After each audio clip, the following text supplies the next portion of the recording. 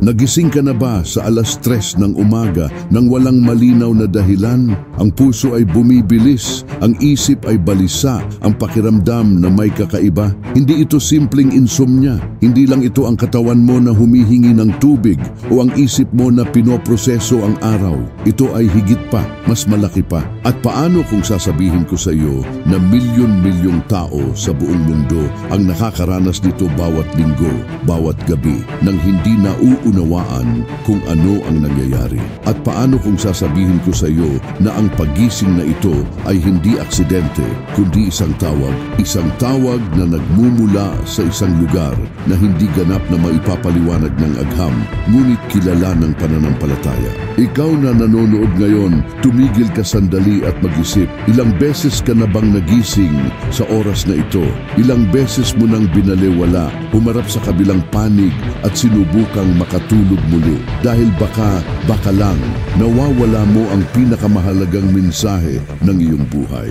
Manatili kasama ko hanggang sa dulo ng video na ito dahil ang iyong matutuklasan ay maaaring ganap na magbago sa iyong pananaw sa mga paggising na ito sa gabi. At higit pa, maaaring baguhin ang iyong espiritual na buhay sa paraang hindi mo kailanman inisip. 3:00 ng umaga. Ang mundo ay nakabaon sa katahimikan. Ang mga kalye ay walang laman. Ang mga ilaw ay patay. Kahit ang mga ibon ay hindi pa nagsisimulang umawit. Sa sandaling ito, kapag tila nakatigil ang lahat, may kahanga-hangang bagay na nangyayari sa espiritual na larangan. Tinatawag ng mga sinaunang tao ang oras na ito bilang banal na oras, ang oras ng pagtatagpo ng langit at lupa. Hindi kasuwatanan na maraming espiritual na tradisyon sa buong mundo ang kinikilala ang panahon na ito bilang sagrado. Hindi pagkakataon lamang na mga mistiko, mga santo at mga ordinaryong tao ay nag-uulat ng malalim na karanasan sa eksaktong sandaling ito.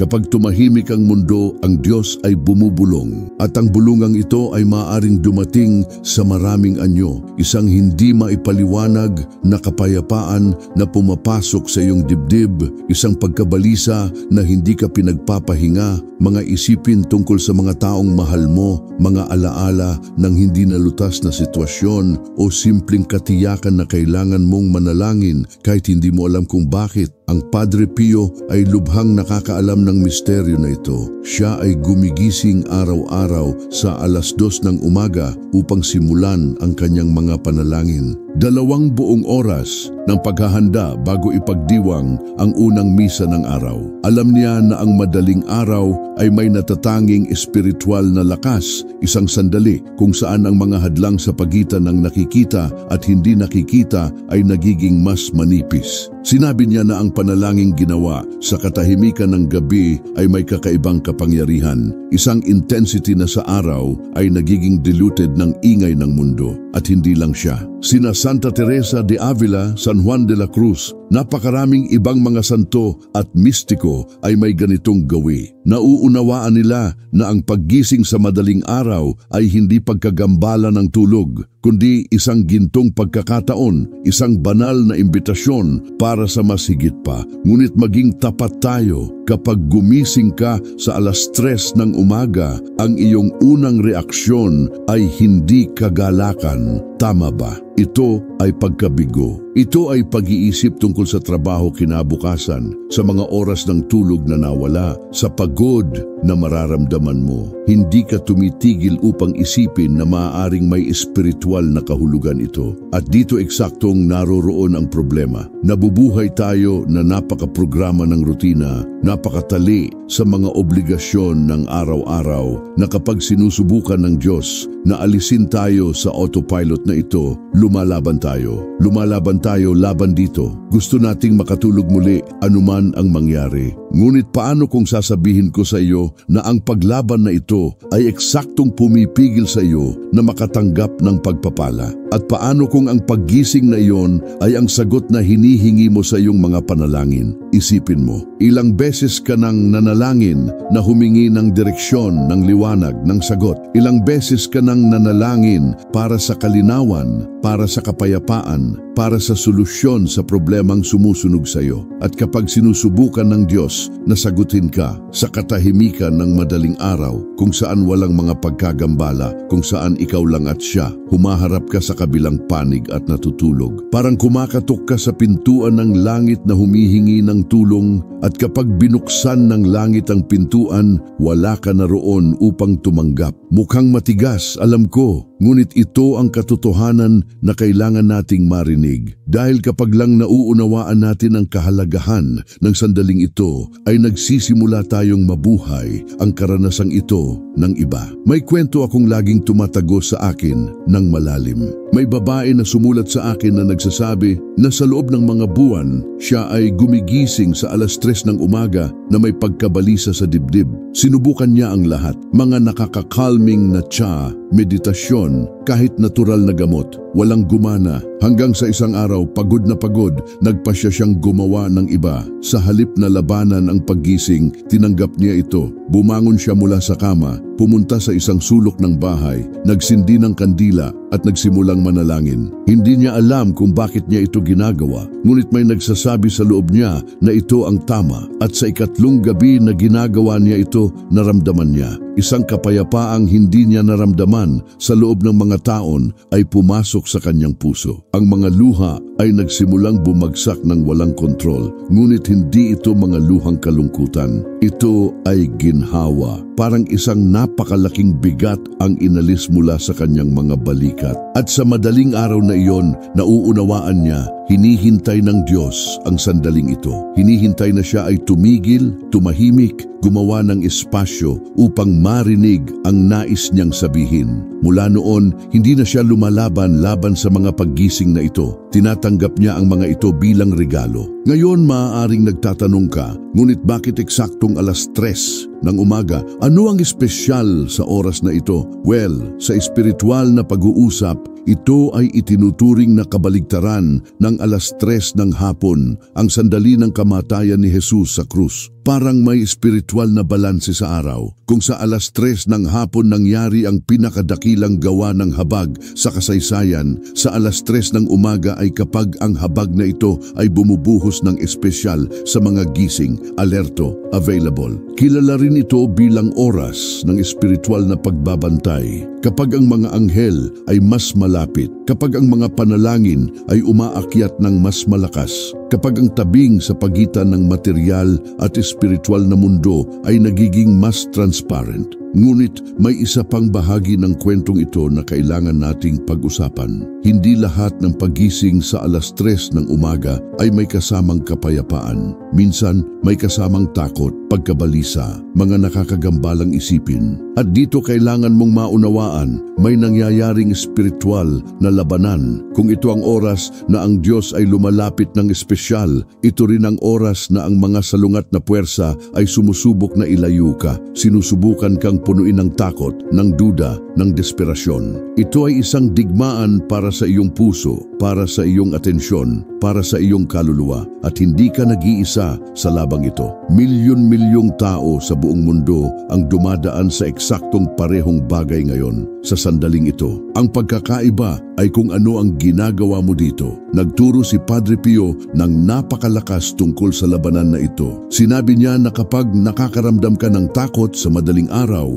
kapag ang paggising ay tila mabigat at nakasakal, ito ay tanda na ang iyong panalangin ay gumagawa ng pagkakaiba. Ang kaaway ay umaatake lamang sa kung sino ang nakakaabala sa kanyang mga plano. Kung ikaw ay walang kabuluhan sa espiritual, hindi niya sisihin ang oras sa iyo. Kaya, sa kakaibang paraan, ang hindi ka ginhawaan na ito ay isang tanda na nasa tamang landas ka. Gumagawa ka ng ingay sa espiritual na mundo at ang sagot ay hindi sumuko, hindi matakot. Ang sagot ay manalangin ng mas malakas pa. Kunin ang rosaryo, gumawa ng tanda ng krus, tawagin ang pangalan ni Jesus na may autoridad dahil ang pangalang ito ay may kapangyarihan. May kapangyarihan upang alisin ang lahat ng kadiliman, lahat ng pagkabalisa, lahat ng espiritual na pag-atake. Ikukwento ko sa iyo ang isa pang tunay na kwento. Isang lalaki na gumugol ng mga taon na gumigising sa 3:00 ng umaga na may kakilakilabot na bangungot. Nakikita niya ang mga anino, nakakaramdam ng nakakabigat na presensya sa silid. Gumigising na basa ng pawis, ang puso ay tumitibok ng mabilis. Pumunta siya sa mga doktor, gumawa ng mga eksamin, lahat normal, hanggang sa may nagsuggest na maghanap siya ng pari. Siya ay eskeptiko, ngunit desperado. Nakinig ang pari sa kwento at nagsabi ng simpleng bagay, magsimulang manalangin bago matulog, italagang iyong kuwarto. At kapag gumising ka sa oras na ito, huwag matakot. Sabihin ang pangalan ni Jesus ng malakas at simulang manalangin. Ginawa ng lalaki ang eksaktong iyon. Sa unang gabi, mahirap. Ang mga anino ay tila mas intense, ngunit nagpatuloy siya sa panalangin. Sa ikalawang gabi, medyo mas madali. At sa ikatlong gabi, may ganap na nagbago. Gumising siya, oo, ngunit wala ng takot. May kapayapaan. At sa paglipas ng panahon, tumigil ang mga bangungot. Ano ang nangyari? Natuto siyang gamitin ang sandaling iyon para sa kanya, hindi laban sa kanya. Binago niya ang isang labanan ng digmaan sa isang altar ng panalangin. At tingnan mo, kung pinapanood mo ito ngayon at dumaan ka na sa katulad, gusto kong malaman mo, hindi ka baliw, hindi ka may sakit, hindi ka nag-iisa. Totoo ang nararamdaman mo at may espiritual na dahilan para dito. Ang tanong na kailangan mong itanong ay, ano ang gagawin ko sa impormasyong ito? Magpapatuloy ba akong baliwalain? Magpapatuloy ba akong lumaban laban sa isang bagay na maaaring pinakadakilang pagpapala ng aking buhay? O susuko ako, tatanggapin ko ang imbitasyon at makikita kung saan ako dadalhin nito. At kung gusto mong ibahagi ang iyong karanasan, iwanan ito dito sa mga komento. Sabihin sa amin kung ano ang nararamdaman mo kapag gumigising ka sa oras na ito. Makikita mo na hindi ka nag-iisa. May buong komunidad dito na nabubuhay sa parehong mga karanasan, nagpapalakas sa isa't isa. At kung ang video na ito ay humahawak sa iyong puso sa anumang paraan, mag-subscribe sa channel. Bumubuo tayo ng isang espiritual na pamilya dito, isang lugar kung saan maaari tayong magsalita tungkol sa mga bagay na ito nang walang paghatol, na may pananampalataya at katotohanan. May isa pang layer sa buong kwentong ito na kailangan nating tuklasin. Alam mo ba kung kailan ka gumigising sa 3:00 ng umaga at dumarating ang isiping iyon tungkol sa isang tiyak na tao, isang taong hindi mo nakita sa loob ng mga taon, isang malayong kamag-anak, isang kaibigan sa pagkabata? Maraming tao ang binabaliwala ito. Iniisip na ito ay mga isip lang na gumagala. Isip lang, ngunit paano kung hindi? Paano kung ito ay isang tawag para sa iyo na manalangin para sa taong iyon sa eksaktong sandali? Si Padre Pio ay may kahangahangang kaloob na malaman kung kailan kailangan ng panalangin ng isang tao kahit na libu-libong kilometro ang layo. Tinawag niya itong espiritual na komunyon at itinuro niya na ang Diyos ay madalas na gumagamit ng mga misteryosong koneksyon na ito upang gawin tayong instrumento ng kanyang biyaya. Kapag nag-iisip ka ng isang tao sa madaling araw, maaaring ang taong iyon ay dumadaan sa isang pakikipaglaban sa sandaling iyon. Maaaring desperado niyang kailangan ng panalangin at ikaw ay pinili upang maging tulay sa pagitan niya at ng langit. May kilala akong matandang babae na seryoso ang pag-take nito na gumawa ng kwaderno ng madaling araw. Tuwing gumigising siya sa 3:00 at nag-iisip ng isang tao, sinusulat niya ang pangalan. Pagkatapos ay nananalangin para sa taong iyon. At alam mo ang nangyari. Mga linggo pagkatapos, marami sa mga taong ito ay nakikipag-ugnayan sa kanya. Hindi alam ang kahit ano, nagsasalaysay tungkol sa ilang kahirapan na naranasan nila eksaktong sa panahong iyon. Namangha siya, hindi ito kaswatanan. Ito ay ang Diyos na nag-aayos ng isang hindi nakikitang network ng panalangin, nag-uugnay ng mga puso sa pamamagitan ng madaling araw.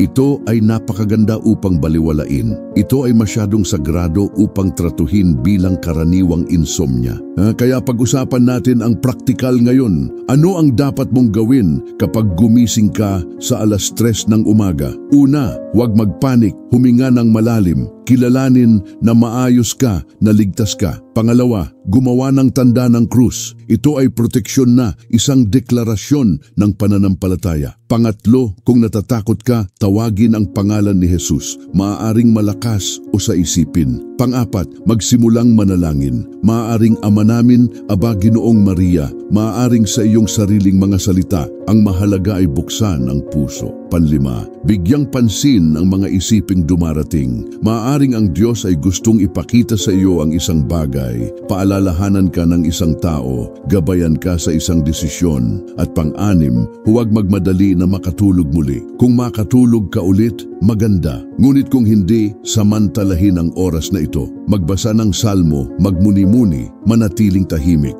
Ito ay maaaring ang pinakaproduktibong sandali sa espiritual na aspeto ng iyong buong linggo. Isang bagay na ginagawa ni Padre Pio at napakalakas. Iniaalok niya ang mga oras na ito ng pagbabantay para sa mga kaluluwa sa purgatorio. Sinabi niya na ang mga kaluluwa na ito ay talagang nangangailangan ng aming mga panalangin, lalo na sa madaling araw. Kaya kung hindi mo alam kung para kanino manalangin para sa kanila. Manalangin para sa mga yumaong tao, para sa mga dumarana sa espiritual, para sa mga nakalimutan. Ang kasanayan na ito ay nagdudulot ng hindi maipaliwanag na kapayapaan. Dahil kapag inalis mo ang focus mula sa iyong sarili at inilagay sa kapwa, kahit na sa hindi nakikitang kapwa, may nagbabago sa loob mo. Umaalis ka mula sa posisyon ng biktima at pumupunta sa posisyon ng tagapamagitan. At doon ay nawawala ang takot, natutunaw ang pagkabalisa at nakakaramdam ka na gumaganap ng mas malaking layunin. Ngayon maging mas malalim pa. Bakit kaya sa ating modernong lipunan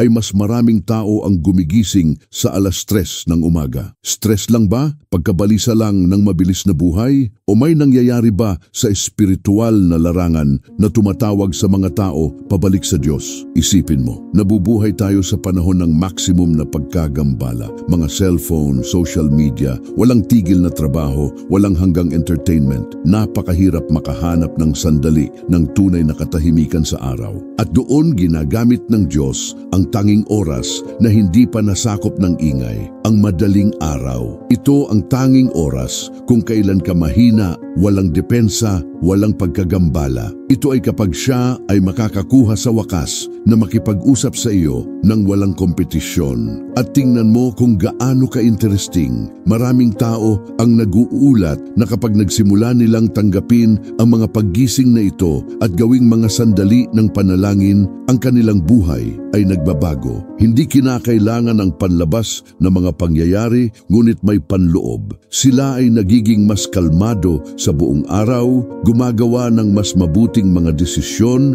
nakakaramdam ng higit na kapayapaan, may mga insight tungkol sa mga problemang tila imposible. Parang ang oras na iyon ng espiritual na koneksyon sa madaling araw ay nag-align ng lahat sa kanilang buhay. Inilalagay ang mga bagay sa tamang axis at ito ay ganap na may katuturan. Kapag nagsimula ka ng araw na konektado sa Diyos, kahit na sa madaling araw, dala mo ang enerhiya na iyon para sa natitirang bahagi ng araw. Hindi ka na nabubuhay mag-isa. May presensyang sumusunod sa iyo. May karaniwang karanasan din sa mga taong nagsisimulang mabuhay ito ng seryoso na sa paglipas ng panahon ay nangangailangan sila ng mas kaunting oras ng tulog. Hindi sa sa hindi malusugang paraan, kundi sa natural na paraan. Parang ang spiritual na enerhiya na natatanggap nila sa madaling araw ay bahagyang tumatayong kapalit sa pisikal na pagod.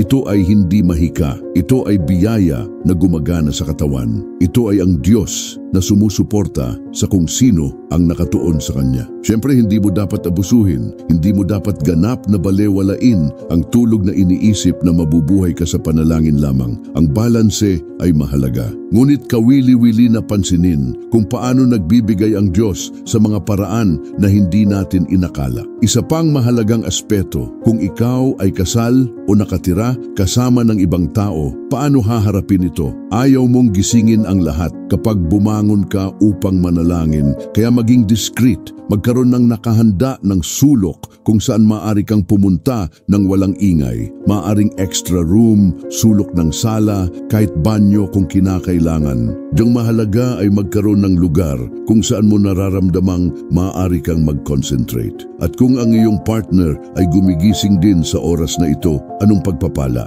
Maaari kayong manalangin ng sama-sama. Ito ay nagpapalakas sa kasal sa hindi kapani-paniwalang paraan. Ang mga mag-asawang nanalangin ng sama-sama, lalo na sa madaling araw, ay lumilikha ng napakamalalim na espiritual na koneksyon. May mga mag-asawa na nagsasalaysay na ang kasal ay nasa gilid na, puno ng mga problema, at nang magsimula silang gumising ng sama-sama sa 3:00 ng umaga upang manalangin, nagbago ang lahat. Ang mga problema ay hindi nawala ng mahiwagang paraan, ngunit ang paraan kung paano nila hinaharap ang mga ito ay nagbago. Nakakuha sila ng pasensya sa isa't isa, natuto silang makinig ng mas mabuti, bumuo ng habag, at maraming problema na tila napakalaki ay nagsimulang bumaba, mawalan ng kahalagahan, dahil kapag nakikita mo ang iyong asawa na nakaluhod na nanalangin sa madaling araw, naaalala mo kung bakit ka ikinasal sa taong iyon.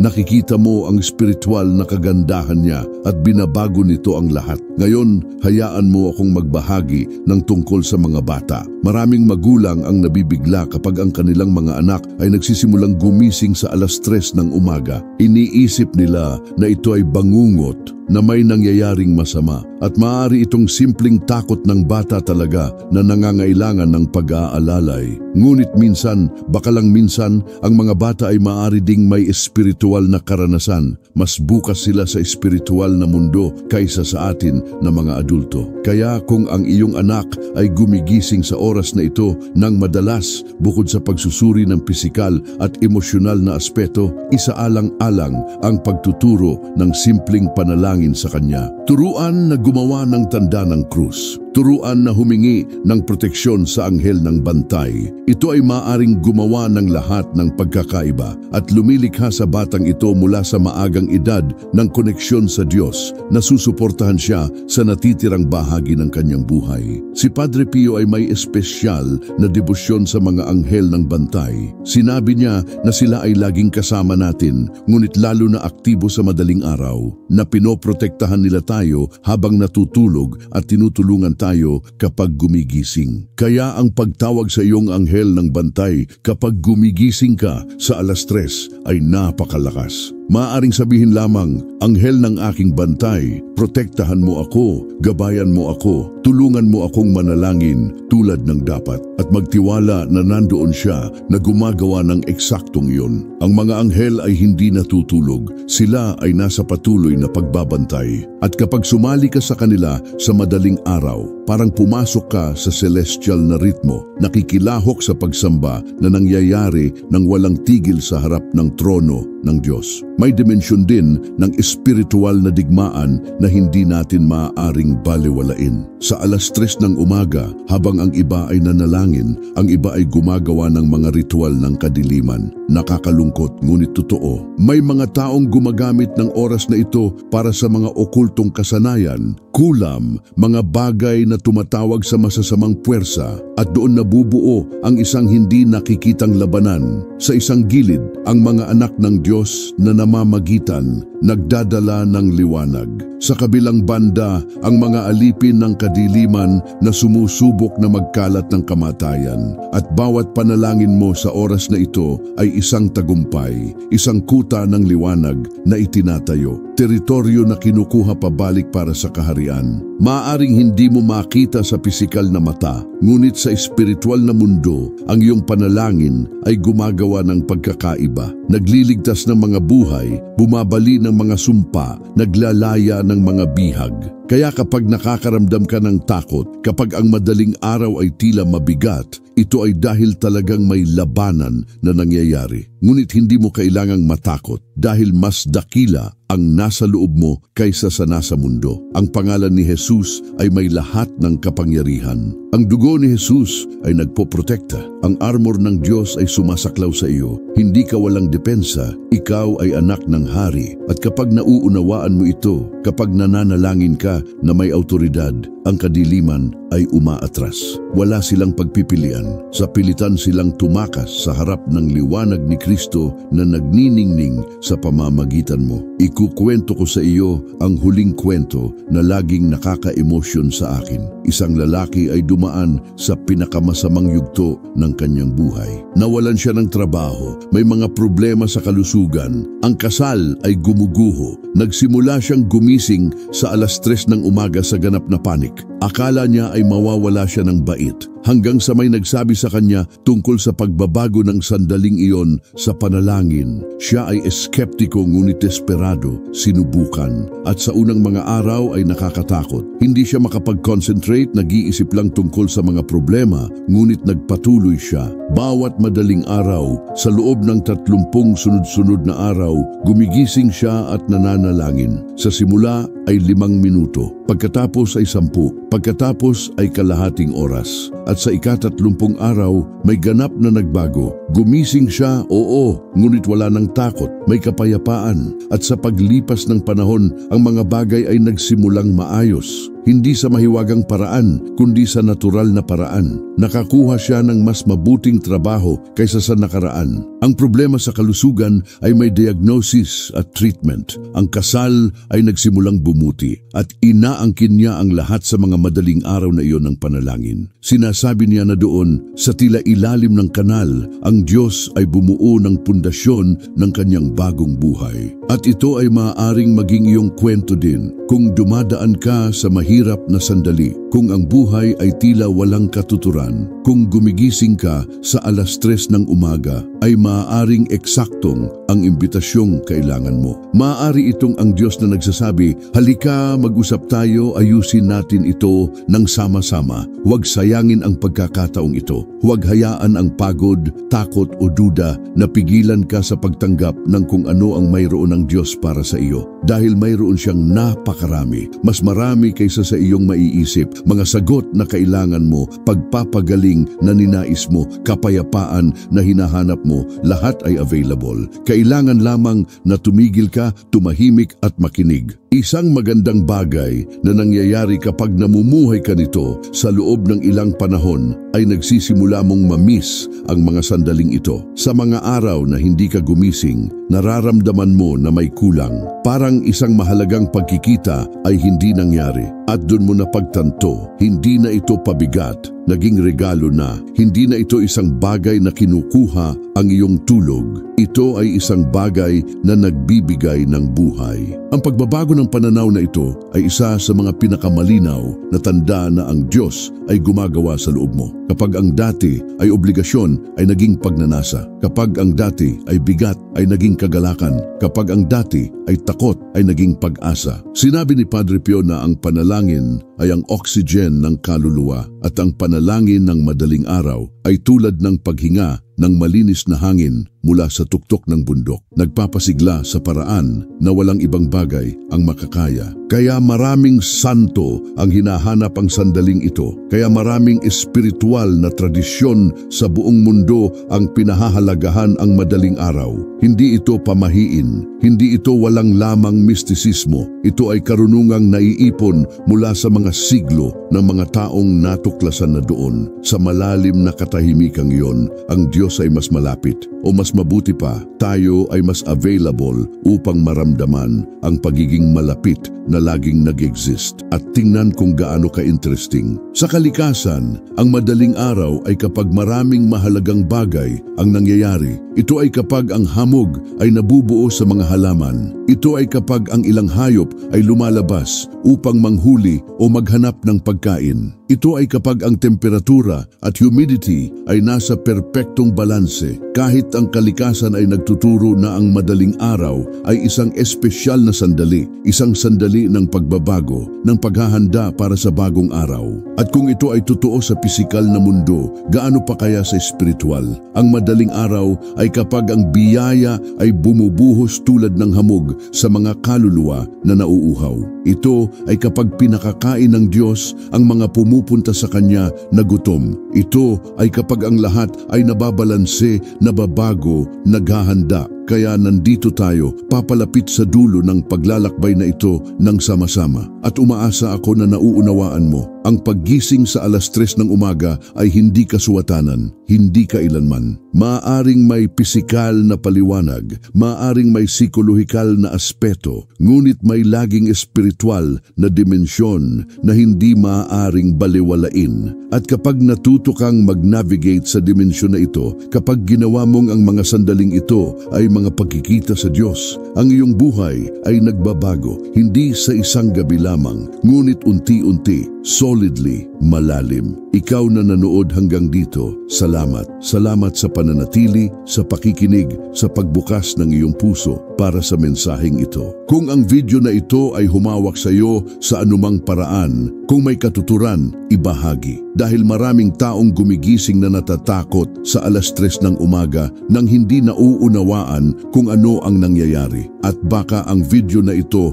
ay ang sagot na kailangan nila. At mag-iwan ng komento na nagsasalaysay. Gumising ka na ba sa oras na ito? Ano ang naramdaman mo? Ano ang ginawa mo? Gumawa tayo ng chain ng mga karanasan dito. Palakasin natin ang isa't isa. At kung hindi ka pa subscribe sa channel, mag-subscribe ngayon. Dito pinag-uusapan natin ang malalim na mga bagay na ito, ang mga espiritual na katotohanang madalas na nakatago at gugustuhin mong sundan. Bago umalis, hayaan mo akong bigyan ka ng hamon. Ngayong gabi, bago matulog, manalangin, hilingin sa Diyos na kung gusto niyang makipag-usap sa iyo sa madaling araw, nagisingin ka niya. At kung gumising ka, huwag lumaban. Huwag subukang makatulog ka agad. Magbigay ng 5 minuto. 5 lang. Gumawa ng tanda ng krus, manalangin ng Ama namin, manatiling tahimik. Iyon lang at tingnan kung ano ang mangyayari. Naniniwala ako na magugulat ka dahil hinihintay ng Diyos. Lagi siyang nandoon. Kailangan lamang na tumigil ka ng sapat upang makinig. At tandaan, hindi ka nag-iisa sa paglalakbay na ito. Milyon-milyong tao sa buong mundo ay gumigising ngayon mismo sa sandaling ito, nanalangin, naghahanap, nakikipag-ugnay sa banal. Bahagi ka ng isang hindi nakikitang kapatiran ng mga kaluluwa na nauunawaan na may higit pa sa buhay na ito kaysa sa ating nakikita, na may mas malaking tawag, na may walang hanggang layunin, at nagsisimula ang lahat kapag sumagot ka sa imbitasyon, kapag sinabi mo ang oo sa Diyos, kahit nasa kalagitnaan ng madaling araw, kahit pagod, kahit may takot. Ang madaling araw ay hindi ang katapusan ng gabi. Ito ay ang simula ng bagong araw. Ito ay ang transisyon sa pagitan ng kadiliman at liwanag. At ikaw na gumigising sa sandaling ito ay nakikilahok sa transisyon na ito. Tumutulong kang magdala ng liwanag. Naging instrumento ka ng Diyos upang paliwanagin ang mundo. Anong karangalan? Anong pribilehiyo? Anong responsibilidad? At sa parehong oras, anong kagalakan na malaman na pinili tayo para dito? Kaya pumunta ka na may kapayapaan, magpahinga kapag oras ng pahinga. Ngunit kapag gisingin ka ng internal clock mo sa 3:00 ng umaga, ngumiti dahil tinatawag ka ng Diyos. Gusto niyang gumugol ng oras kasama mo. Gusto niyang sabihin sa iyo ang mga lihim. Gusto niyang punuin ka ng biyaya. Gusto niyang ihanda ka para sa mga labanan at pagpapala na darating. At walang mas mabuting lugar upang walang mas mahalagang sandali kaysa doon sa kanyang presensya kapag ang buong mundo mundo ay natutulog at kayo lang dalawa ang gising. Nawa ang mensaheng ito ay magbago sa iyong mga madaling araw. Nawa ay magbago ang iyong buhay. Nawa ay magbago ang iyong kawalang hanggan. At kapag tumingin tayo pabalik, makikita natin na doon sa mga tahimik na sandali ng madaling araw, nagsimulang magbago ang lahat. Nagsimulang magkaroon ng kahulugan ang lahat na sa wakas ay nauunawaan natin kung para saan tayo narito. Sumainyo ang Diyos. At hanggang sa susunod na video o mas mabuti pa hanggang sa susunod na madaling araw.